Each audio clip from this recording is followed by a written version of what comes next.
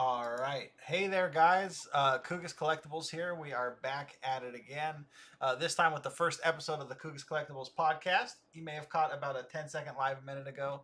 There was a bit of a hiccup, but we are here with none other than the infamous, notorious, disastrous, my friend Kiefer, also known as Koigo Online.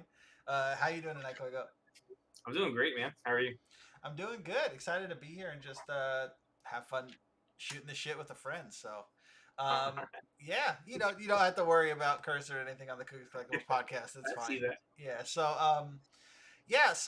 I guess we're just here to talk about our love of collectibles, what got us into it, where we started, what we're interested in now, and anything else that comes to our mind. So why don't you just give me a little intro? When did you start collecting stuff? Oh, sure. Yeah, I want to say for forever. Probably realistically, since I was like 5 or 6. Mhm. I think I started out with sports cards. So I would not have been able to tell you anything about sports, basketball, football, but the card aspect of it gripped me. So I found out you could just collect things, and I got whatever that disease was. So I started collecting sports cards, had favorite teams. So I could tell you everything about the Chicago Bulls in 1995, but dude, my camera keeps going out. I would just end the video and let's Yeah. just do audio. Yeah, rock it. So, but yeah, no, it's interesting you say that sports cards. That's not what I would have pegged you for first. No. Teenage Mutant Ninja Turtle cards, sure, but not that. No, I mean, I collected those until Pokemon. So once I found out that you could enjoy the thing you were collecting instead of the joy of collecting, Pokemon was the end of the world for me. How do I cancel my video on your end? Because I'm just frozen. Yeah, let's see. We're gonna find out.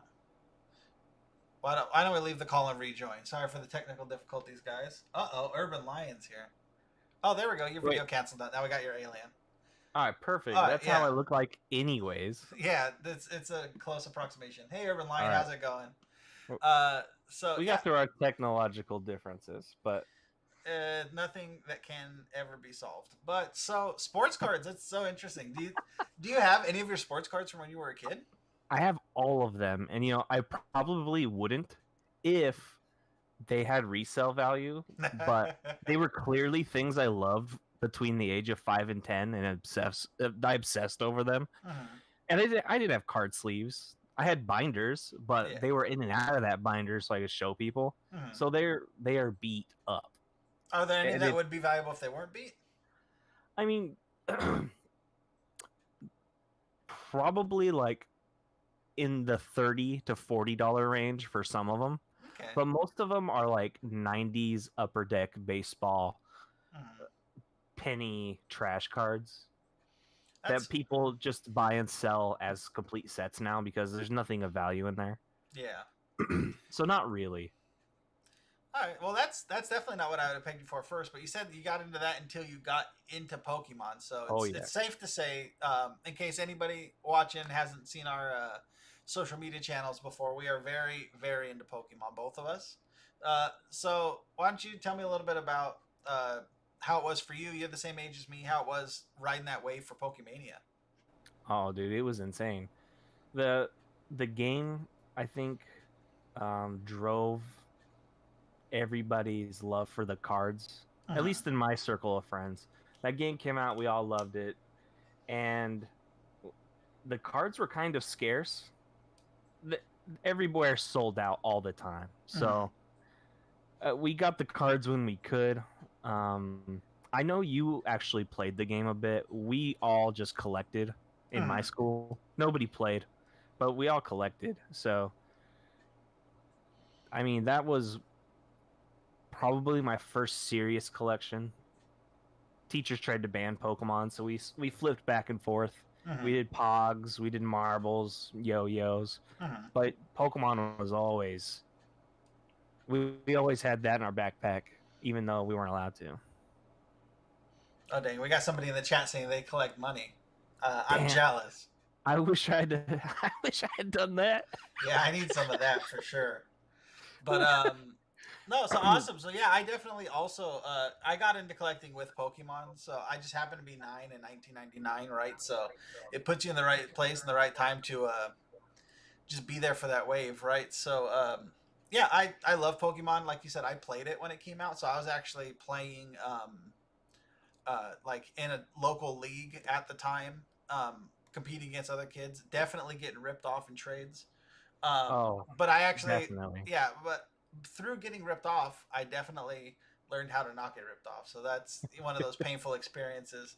But I can't tell you what it's like being an 8-year-old kid and realizing you traded your best card for some like dog shit card.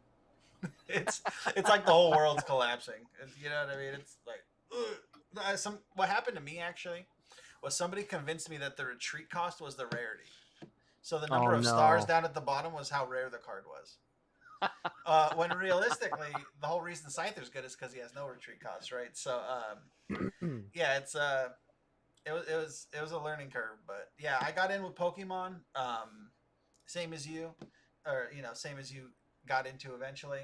But I've collected all number of things. Like right now, my interest for collectibles is so wide ranging, it's ridiculous. Like I like we both like Pokemon. Both of us collect retro video games, which we'll get into in a little bit. And we both, collect, or I collect rather. Sorry. Other weird things like we both collect books. I like to collect sneakers. I think NFTs are cool. People can flame me in the comments if they want, but I think anything collectible and unique is cool. So, yeah, I think collecting in general is just such a fun hobby, and you always find stuff that you wouldn't really anticipate. Like, oh, people collect those things. Like there's people who collect like Pepsi cans, bottle caps, all kinds of cool stuff. So, First Edition Articuno got ripped off for a movie promo. Oh, that happens. Oh yeah, go ahead. But yeah, like I said, that's brutal. Yeah, no, I think we have a lot of crossover in a lot of the things we have. Most of them weren't conscious until later in life. Like I never set out to be like I'm going to collect Pokemon cards. I just gathered them as a kid.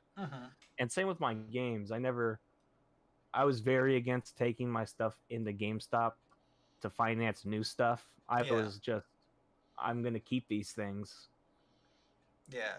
Probably because I'm crazy, but I mean, now I've got some pretty solid. I had a pretty solid start for when I said, you know what, I'm going to collect these. I didn't have to start from nothing. I see some people like on Reddit or Facebook that'll ask some questions where it'll start off as, what should I start collecting? And I've always just had like a mind blown moment, like, like, oh my goodness, I can't imagine not having like a baseline level of supply. Yeah, a foundation of like, oh, this was already stuff I had. Because if I just had started getting back into Pokemon or games, man, you're at such a disadvantage now. Everything is so pricey. Oh, especially now, since 2020, it's been crazy. I can tell you as somebody who definitely sold everything he owned to buy new stuff. That there's in the small town we're from, there's a nameless shop that I won't name it was pre GameStop. That I'm pretty sure the guy who ran it didn't know how to use the internet. Wait, we gotta name it. If it's not GameStop, it's not here anymore. There ain't no slander. All right. Well, there was this. Well, I believe what was it called? I called it the used Nintendo store, but that's not the name. You talking about Game Crazy? No, not Game Crazy. I'm talking about the old creepy guy. Okay, the Nintendo store. Yeah, so I'm talking about that old creepy guy. It was a mom and pop shop. Yeah, the guy was probably awesome, to be honest with you. But I just remember being a kid and like selling my stuff to some old guy who definitely didn't look it up on the internet. So I know for a fact he just paid me whatever he wanted so that I could get like some random shitty Xbox game at the time. Because I was like, games are on discs now. The world's over, So I just sold that guy. I had like every good 64 game you wanted. I had a bunch of great PS1 games. I had all the Resident Evil games at the time. So I like churned and burned my collection till I was probably late teens when I was like, I should start holding on to some of this stuff. It's when I got back into playing cards like Pokemon, Magic, and stuff like that. So to go to your point, it's extremely painful to start from scratch. My Resident Evil collection is straight up from scratch. As an adult. Yeah, as an adult, I was working Ugh. at a retro video game store, and I was just like, I'm gonna collect Resident Evil and Silent Hill and see what happens. So, You know what were they around MSRP though when you started? I feel like the last few years is when it really ramped up. I luckily got in. There's a couple. There's always going to be that piece that evaded you, and for me, it's GameCube copy of Code Veronica. It's like $200 now or something like that, and I like passed on it at like 65 multiple times. So that's always gonna haunt me. But other than that, I got a lot of my stuff at ridiculous prices. I got a long box copy of Resident Evil 1 at $20. That's ridiculous. Yeah, I got Sega Saturn. I got Sega Saturn Resident Evil 1 at $80 as well. And that's like 150, I think, something like that. So yeah, I got in at a good time. But yeah, it's a little crazy. It's crazy now. I couldn't imagine starting. You couldn't. I mean, you could, but it would take you so much longer. What's the crown jewel in your Resident Evil collection? I'm not up to speed on the prices. Yeah, so there's like probably the most expensive thing I have, which is a new in box Resident Evil 1 game, or no, Resident Evil 4 GameCube.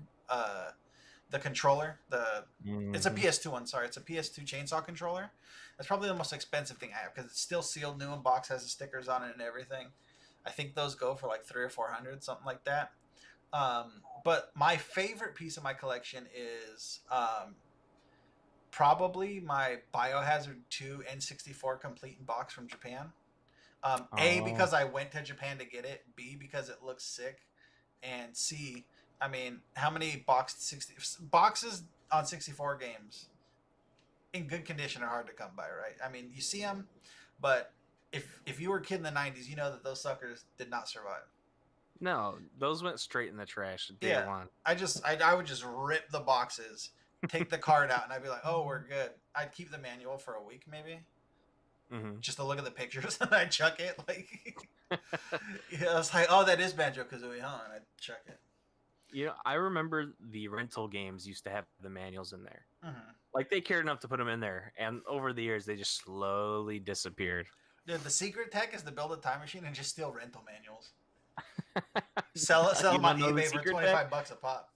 You go back in time about a week before Blockbuster closes, and you rent all the games. You just keep them. That would be wild. How do you feel about stickers on games? Blockbuster, Hastings, 5-star, whatever you had. If it's like Blitz, I'll leave it on there, dude. But if it's a game I care about, I'm getting the KooGus and I'm pulling that sucker off. Oh man, Yeah, you also like writing in books, so like you've got a neurodegenerative disease that I can't explain. I like my collection to have some character. I don't know. I like the history slapped on there. For me, it depends. Like if there's a little bit of writing in a book or something, it's cool. I don't like notes on the pages. I'll take like a name up front or like to Eric, this is my best friend. I love you. I miss you. Oh my God. You know, that kind of stuff. You know, Sandra, my love, or whatever. Like that stuff's cool.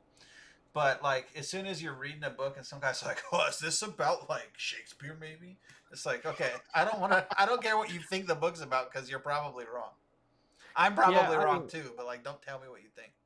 I don't want people's school notes in there, but you know what I'm saying? Government question mark? It's like, all right. Yeah, I don't need your notes, bro. But yeah, but for stickers on games, I bust out the KooGus. I'll get a marker with someone's name. I'll get that off there. Like I'm the guy that if I don't like the actual Nintendo sticker on the back of a cart, I'll go steal the back of a different 64 cart and like replace it so that the color matches and everything's like perfect. Like I look for the better sticker on the back of an N64 cart. That was one of the privileges of working at a video game store. I'd be like, okay, I'm going to buy this Super Metroid.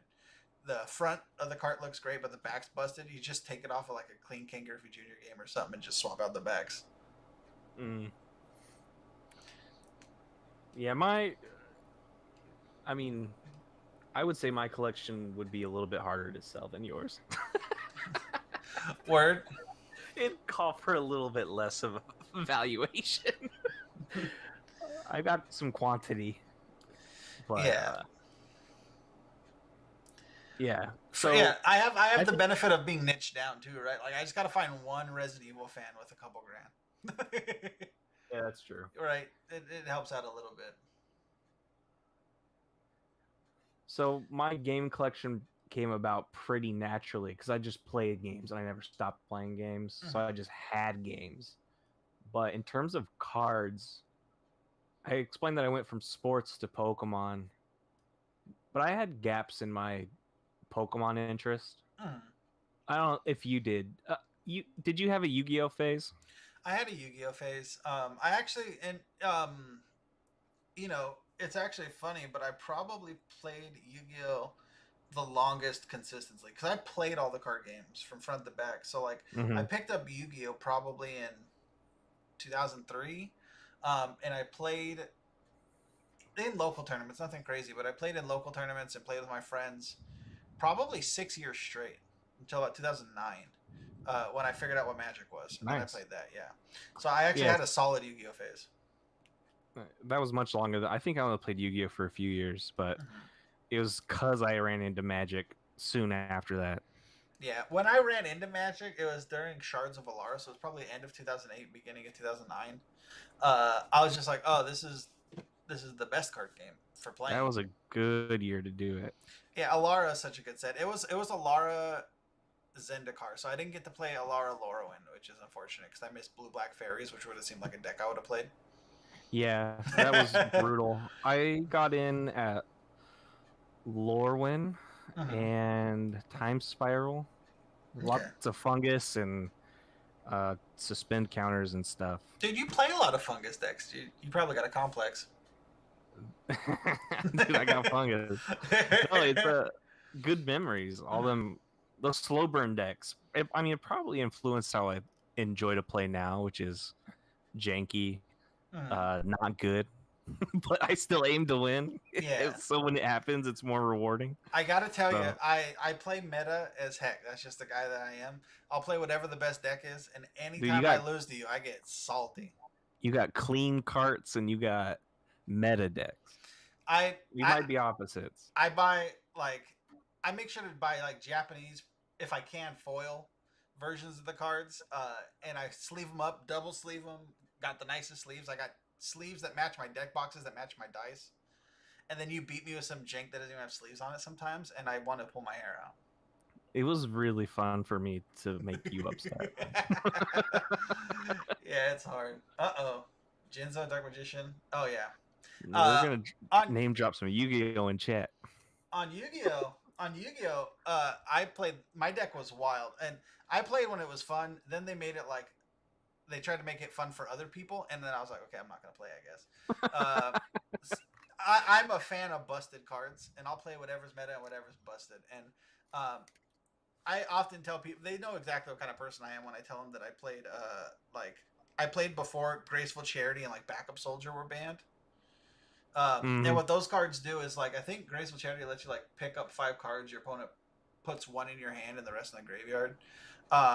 And Backup Soldier gets 3 normal type monsters from your graveyard to your hand. So what you do is you just rip 5 Exodia pieces with a Graceful Charity, dump all the other pieces, and then Backup Soldier them back to your hand. Yeah, I remember the magic spells just being overpowered. Yes, I mean, I they were played really during that just time. do whatever you want. Mm. We only care about the cartoon. Oh yeah, the cards were crazy. oh yeah. So that's the era I played in. But yeah, I've been playing card games my whole life. But I feel like Pokemon, realistically, even though I have taken breaks, is probably the most consistent. Like I as a Silent Hill fan and avid Silent Hill collector, I hate Konami, and they also make Yu-Gi-Oh, and I don't think they do a good job of mostly anything. I could be wrong. It's been a while since I checked the meta on Yu-Gi-Oh, but They make good pachinko machines. that's fair. Yeah. They take these franchises that gamers love, and they're just like, well, we're gonna ignore it and neglect it. but we're gonna make a new pachinko machine with Metal Gear Solid stickers on it. Oh yeah, and I mean, I don't like Konami at all, but I do like Pokemon. I think Pokemon's been hyper consistent. Um, I just think it's awesome. And then now with all the retro, the nostalgia, they have all these anniversary sets coming out, uh, and all this stuff. It seems like I really feel like Pokemon's it's always been the number one IP for like the video games or whatever. But I really feel like it's taken over the card games, and I feel like it's kind of unseated Magic from like the number one spot.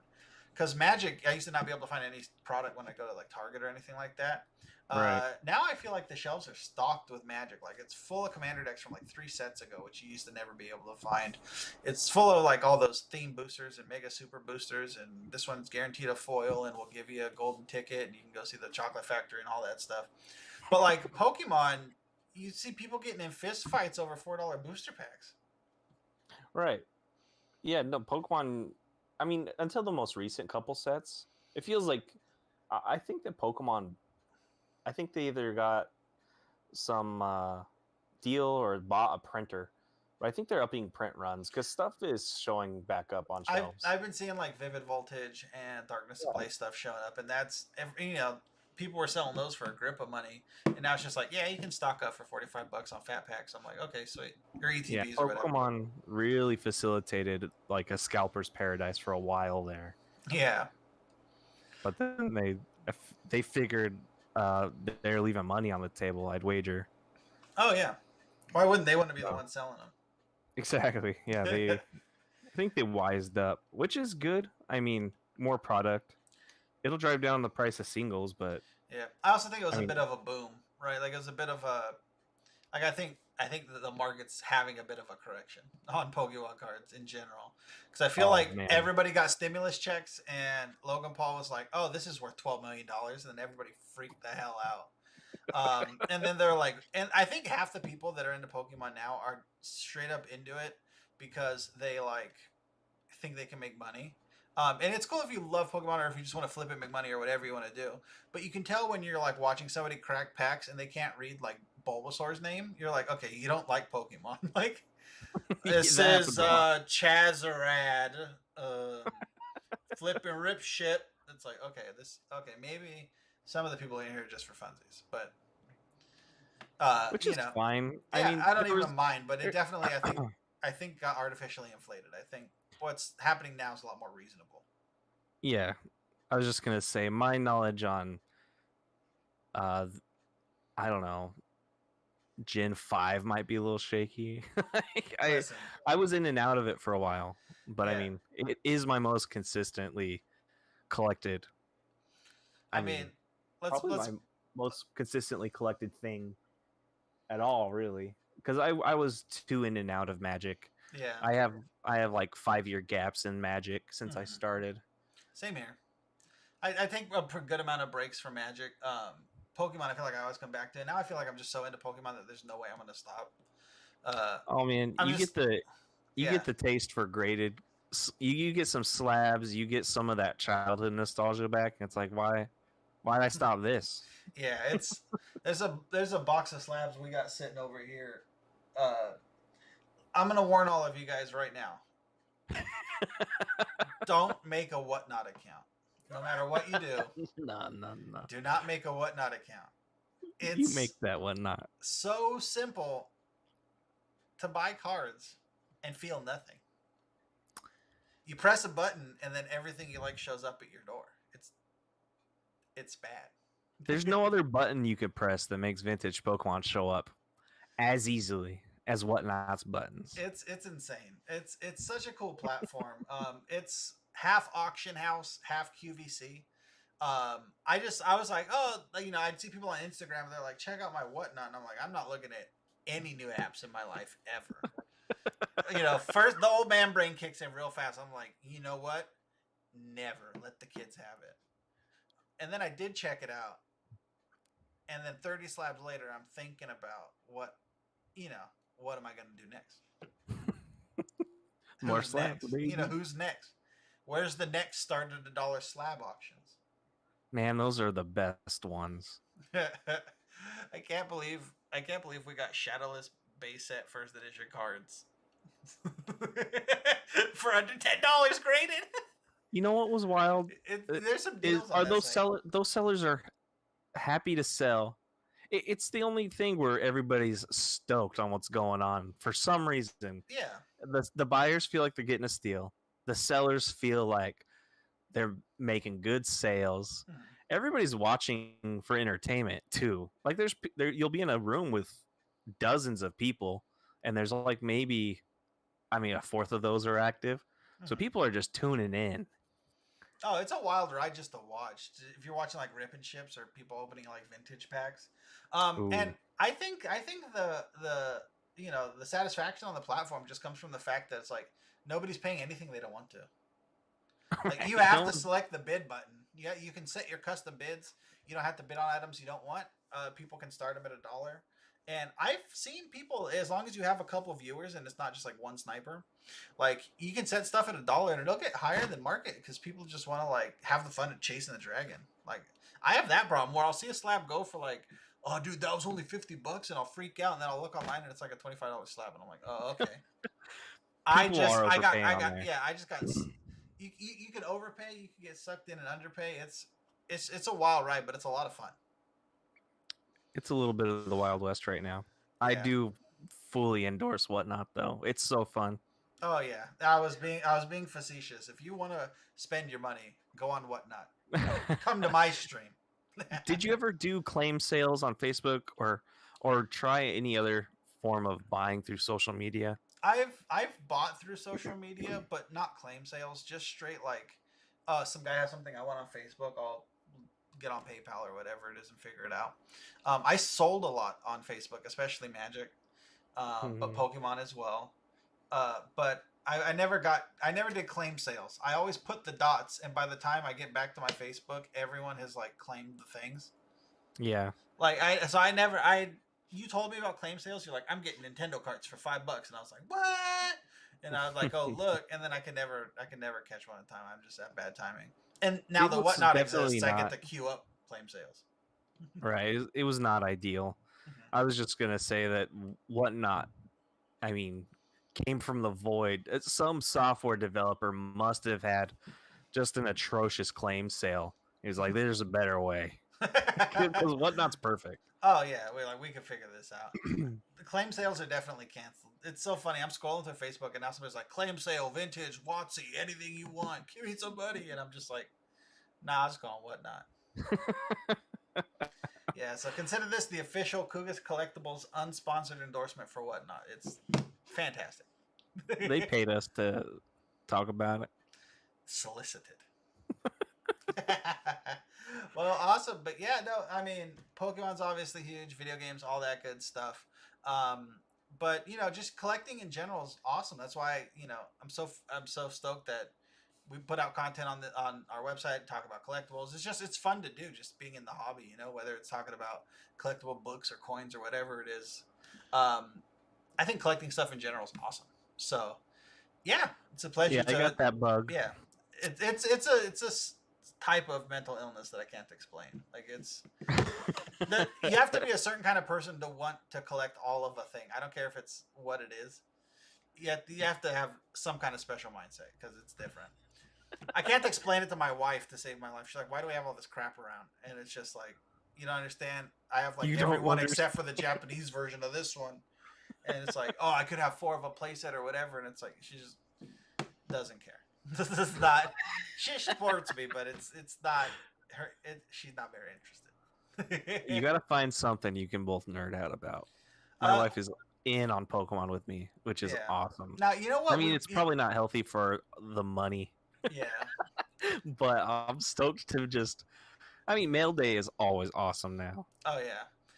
One thing we actually do collect before we get off of here is she likes Starbucks cups. So those actually go kind of hard if you look at like the different ones that have come out. You can actually there's people who buy and resell Starbucks cups. So that's a whole collectible niche that nobody talks about.